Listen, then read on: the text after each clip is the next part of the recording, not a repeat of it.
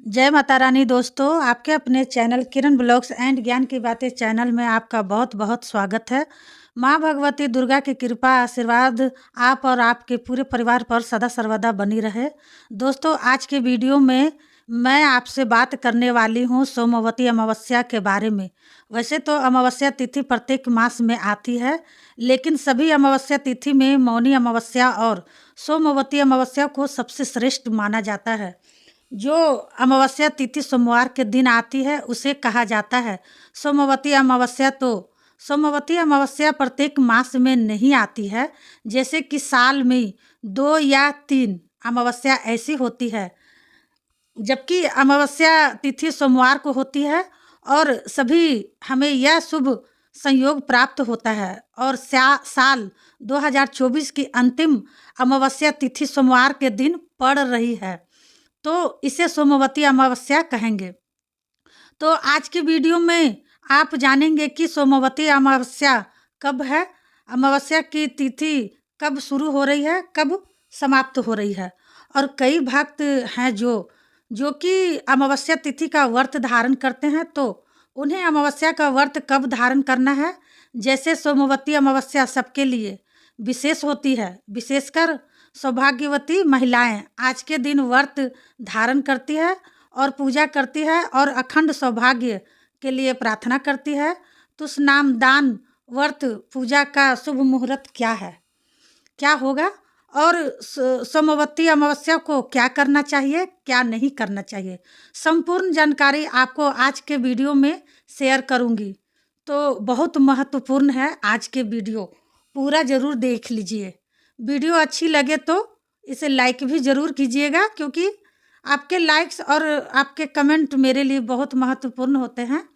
ये एक मात्र जरिया है जिससे मुझे पता चलता है कि आपको यह वीडियो अच्छी लगती है और आपके लिए ये वीडियो उपयोगी है। तो अगर वीडियो अच्छी लगे तो लाइक तो ज़रूर ही किया कीजिएगा। सोमवती अमावस्या के दिन पवित्र नदियों में स्नान करना बहुत ही महत्वपूर्ण माना जाता है। ऐसा कहा जाता है कि अगर आप आज के दिन पवित्र नदी में स्नान कर पाते हैं, किसी भी पवित्र नदी में, तो इससे आपके पितरों की आत्माओं को शांति मिलती है। पवित्र नदियों में स्नान करते समय अपने पितरों का ध्यान करना, तर्पण करना अत्यंत ही श्रेष्ठ माना जाता है। अब सभी के लिए संभव नहीं है कि वो गंगा में स्नान करे या किसी पवित्र नदी में स्नान करे, तो ऐसे में क्या करे, अपने घर में भी गंगा जल को शुद्ध जल में मिश्रित कर लीजिएगा, ठीक है, स्नान कर लीजिएगा और फिर पितरों का तर्पण कीजिएगा। उनको याद करते हुए उनके निमित्त आप दान करते हैं, ज़रूरतमंदों की मदद करते हैं, तो इससे आपके पितर खुश होते हैं, प्रसन्न होते हैं। दान आप अपनी इच्छा के अनुसार, अपनी क्षमता के अनुसार किसी भी वस्तु का कर सकते हैं, जैसे कि अनाज का दान कर सकते हैं, कपड़ों का दान कर सकते हैं, और जैसे कि अभी सर्दियां हैं, ठंडी है, तो आप कंबल का भी दान कर सकते हैं, उन्हीं वस्त्रों का दान कर सकते हैं, ठीक है। किसी भी ज़रूरतमंद को आप दान करें, गरीबों को दान करें, तो इससे आपके पितरों की आत्माएं तृप्त होती है। चाहे तो आप ब्राह्मण को भी दान कर सकते हैं, ठीक है, मतलब अपनी इच्छा के अनुसार, शक्ति क्षमता के अनुसार जब भी आप दान करते हैं, तो उसके साथ आपको दक्षिणा स्वरूप में कुछ रुपये, पैसे जरूर देने चाहिए। कितना देना चाहिए, अपनी इच्छा अनुसार 11 रुपया, 21 रुपया, 101 रुपया, जितना इच्छा हो उतना आप देना चाहिए, रखना चाहिए पैसा, तभी आपके दान को सार्थकता मिलती है, ठीक है। शास्त्रों के अनुसार सोमवती अमावस्या के दिन हम कोई भी कर्म करते हैं, अच्छा या फिर बुरा, तो उसका फल हमें जन्म जन्मांतर तक प्राप्त होता है। इसलिए जितना हो सके शुभ कर्म करना चाहिए, किसी भी प्रकार से किसी की निंदा या फिर चुगली नहीं करना चाहिए, ठीक है। मांसाहारी नहीं करना चाहिए, मतलब मांस, मदिरा इत्यादि का सेवन अगर आप नियमित दिनों में करते हैं, जैसे पहले करते थे, चाहे करते भी हैं, तो जब भी ऐसा शुभ दिन आते हैं तब आपको इस बात का ध्यान रखना है, आपको शराब का, मदिरा का सेवन नहीं करना है। ठीक है, आपको ये सभी कार्य नहीं करना है। अच्छा, ऐसा कहा जाता है कि सोमवती अमावस्या के दिन आपको चना, मसूर, दाल, सरसों का साग और मूली नहीं खानी चाहिए। इस दिन किसी का भी अनादर नहीं करना चाहिए। इसके अलावा कोई भी शुभ या मांगलिक कार्य जैसे कि शादी हो या फिर सगाई हो, वो भी सोमवती अमावस्या के दिन नहीं की जाती है। इस दिन कोई भी ऐसा काम नहीं करना चाहिए जिससे कि पितृ नाराज हो जाए, पितृ दोष लगता है। नहीं तो और फिर जीवन में तमाम तरह की बाधाएं, दुख आती है। तो भगवान विष्णु की पूजा करनी चाहिए। धार्मिक स्थान पर जाकर आप पूजा कर सकते हैं, मंदिरों में जाकर पूजा कर सकते हैं, अपने घर में भी कर सकते हैं पूजा।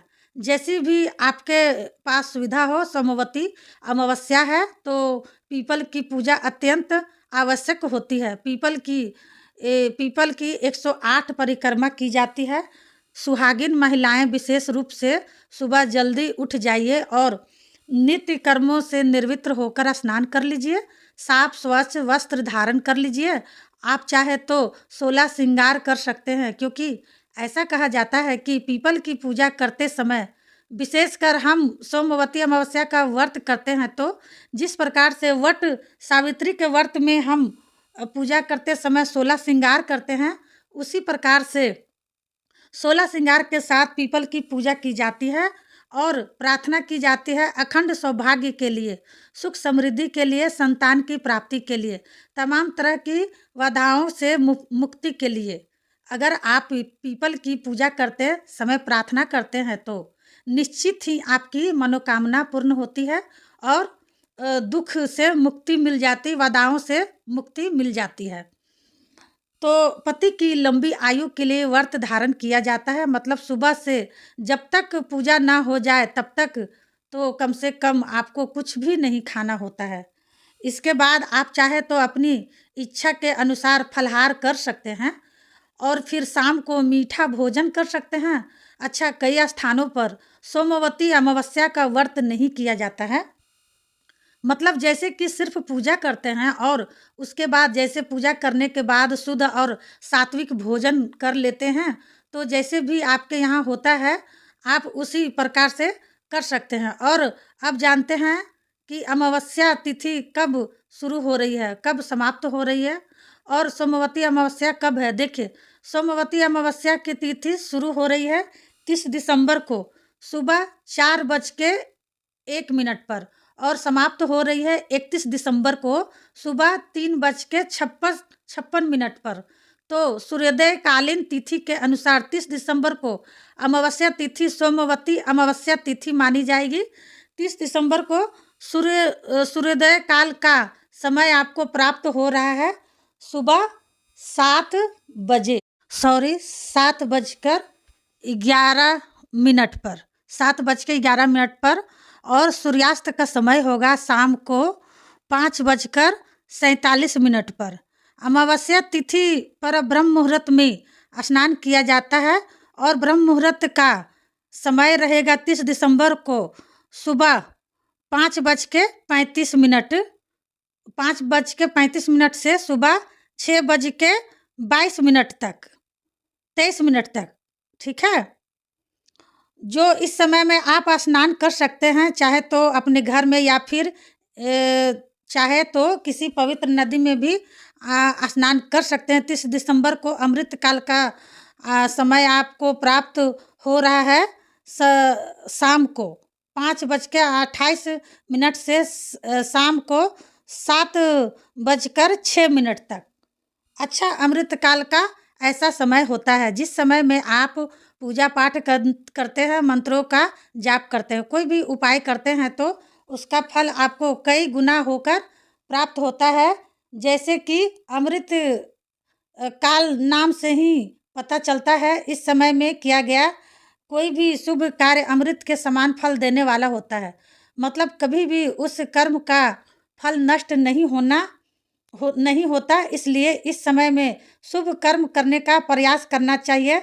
अब बात करें अभिजीत मुहूर्त के बारे में, तो देखिए, अभिजीत मुहूर्त का समय आपको प्राप्त हो रहा प्राप्त हो रहा है दोपहर दोपहर 12:08 से दोपहर में 12:50 तक।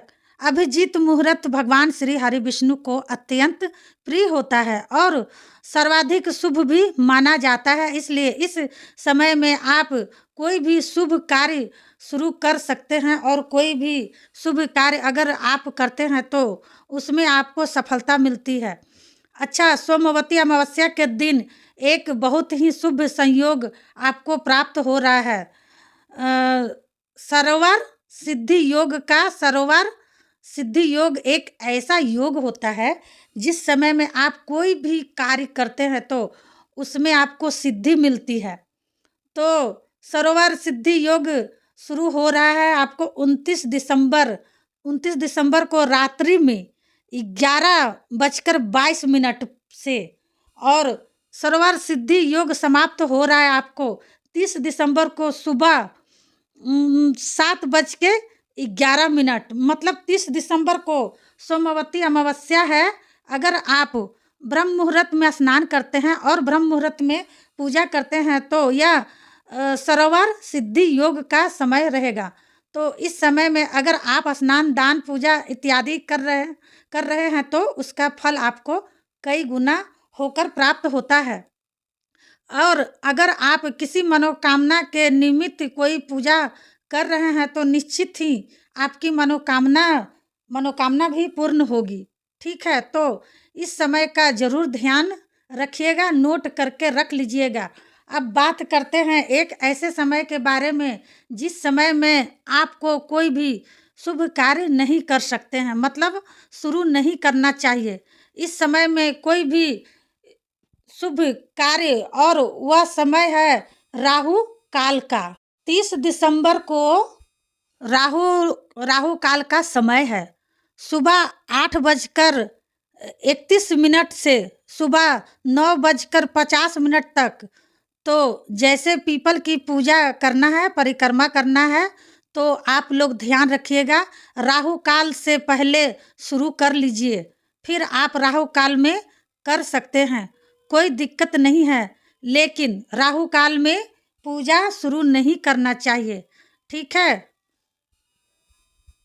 तो भक्तों, आज की वीडियो आप लोगों को कैसी लगी कमेंट बॉक्स में ज़रूर बताइएगा। वीडियो अच्छी लगी हो तो लाइक कीजिए, शेयर कीजिए, और चैनल पर पहली बार आए हैं तो अगर अभी तक आपने चैनल को सब्सक्राइब नहीं किया है तो आज की वीडियो अगर आपको अच्छी लगे हो तो चैनल को सब्सक्राइब करके बेल आइकन को ज़रूर प्रेस कर लीजिएगा। इससे यह होगा कि कोई भी भक्ति से जुड़ी न्यू वीडियो जब भी मैं अपलोड करूंगी उसकी नोटिफिकेशन आपको सही समय पर प्राप्त होगी। मिलती हूँ आप लोगों से अगली वीडियो में, तब तक के लिए जय माता रानी।